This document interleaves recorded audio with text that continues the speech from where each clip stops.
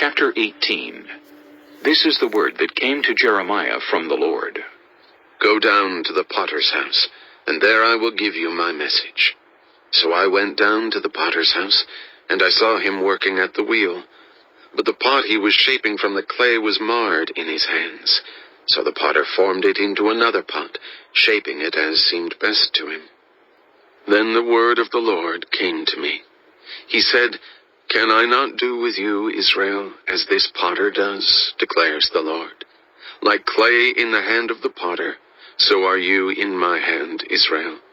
If at any time I announce that a nation or kingdom is to be uprooted, torn down, and destroyed, and if that nation I warned repents of its evil, then I will relent and not inflict on it the disaster I had planned. And if at another time I announce that a nation or kingdom is to be built up and planted, and if it does evil in my sight and does not obey me, then I will reconsider the good I had intended to do for it. Now therefore say to the people of Judah and those living in Jerusalem, this is what the Lord says. Look, I am preparing a disaster for you and devising a plan against you. So turn from your evil ways, each one of you, and reform your ways and your actions." But they will reply, "It's no use. We will continue with our own plans. We will all follow the stubbornness of our evil hearts." Therefore this is what the Lord says. Inquire among the nations. Who has ever heard anything like this? A most horrible thing has been done by virgin Israel. Does the snow of Lebanon ever vanish from its rocky slopes? Do its cool waters from distant sources ever stop flowing? Yet my people have forgotten me. They burn incense to worthless idols, which made them stumble in their ways in the ancient paths. They made them walk in byways, on roads not built up. Their land will be an object of horror and of lasting scorn. All who pass by will be appalled and will shake their heads. Like a wind from the east, I will scatter them before their enemies. I will show them my back and not my face in the day of their disaster. They said, "Come, let's make plans against Jeremiah, for the teaching of the law by the priest will not cease, nor will counsel from the wise, nor the word from the prophets.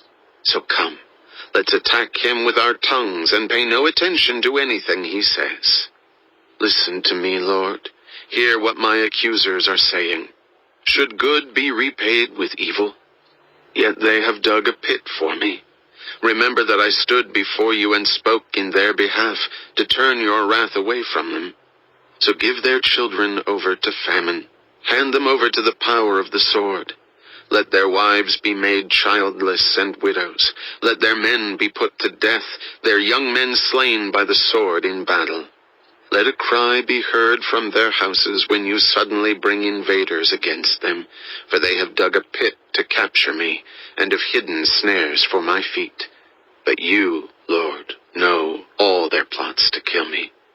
Do not forgive their crimes or blot out their sins from your sight. Let them be overthrown before you.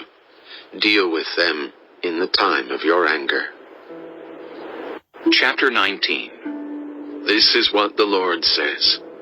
Go and buy a clay jar from a potter.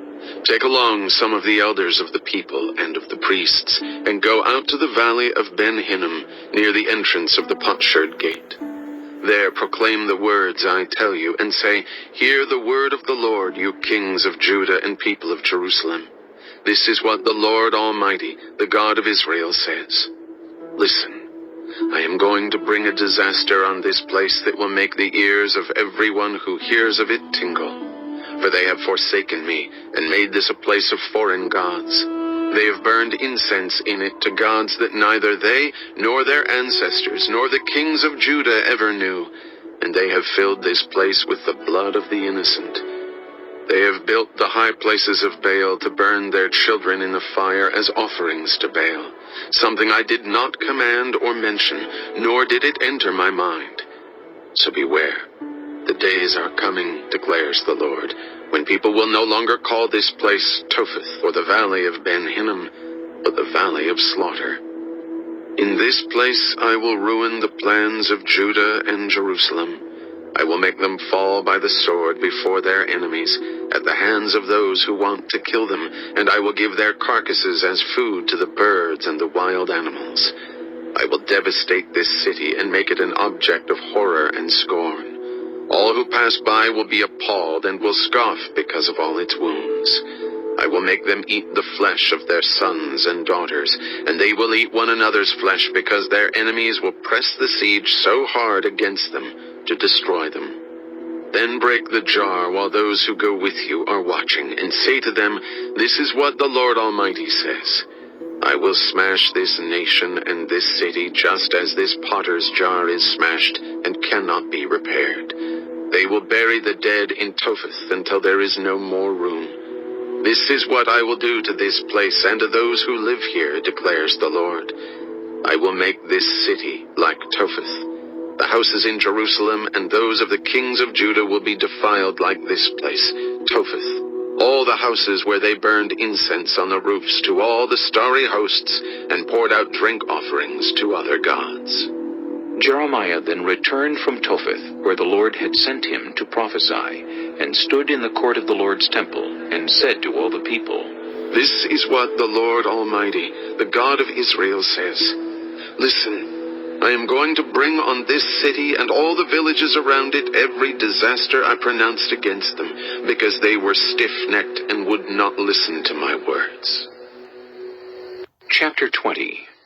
When the priest Pashur, son of Immer, the official in charge of the temple of the Lord, heard Jeremiah prophesying these things, he had Jeremiah the prophet beaten and put in the stocks at the upper gate of Benjamin at the Lord's temple.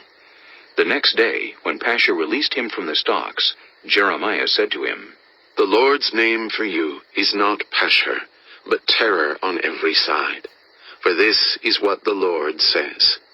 I will make you a terror to yourself and to all your friends. With your own eyes you will see them fall by the sword of their enemies. I will give all Judah into the hands of the king of Babylon, who will carry them away to Babylon or put them to the sword. I will deliver all the wealth of this city into the hands of their enemies, all its products, all its valuables, and all the treasures of the kings of Judah. They will take it away as plunder and carry it off to Babylon. And you, Pashur, and all who live in your house will go into exile to Babylon. There you will die and be buried, you and all your friends to whom you have prophesied lies. You deceived me, Lord, and I was deceived. You overpowered me and prevailed. I am ridiculed all day long. Everyone mocks me. Whenever I speak, I cry out proclaiming violence and destruction. So the word of the Lord has brought me insult and reproach all day long. But if I say, I will not mention his word or speak any more in his name, his word is in my heart like a fire shut up in my bones. I am weary of holding it in. Indeed, I cannot. I hear many whispering terror on every side. Denounce him. Let's denounce him. All my friends are waiting for me to slip, saying, perhaps he will be deceived. Then we will prevail over him and take our revenge on him. But the Lord is with me like a mighty warrior. So my persecutors will stumble and not prevail. They will fail and be thoroughly disgraced. Their dishonor will never be forgotten. Lord Almighty, you who examine the righteous and probe the heart and mind, let me see your vengeance on them. For to you I have committed my cause. Sing to the Lord. Give praise to the Lord. He rescues the life of the needy from the hands of the wicked. Cursed be the day I was born. May the day my mother bore me not be blessed. Cursed be the man who brought my father the news, who made him very glad, saying, a child is born to you, a son. May that man be like the towns the Lord overthrew without pity. May he hear wailing in the morning, a battle cry at noon. For he did not kill me in the womb, with my mother as my grave, her womb enlarged forever. Why did I ever come out of the womb to see trouble and sorrow, and to end my days in shame?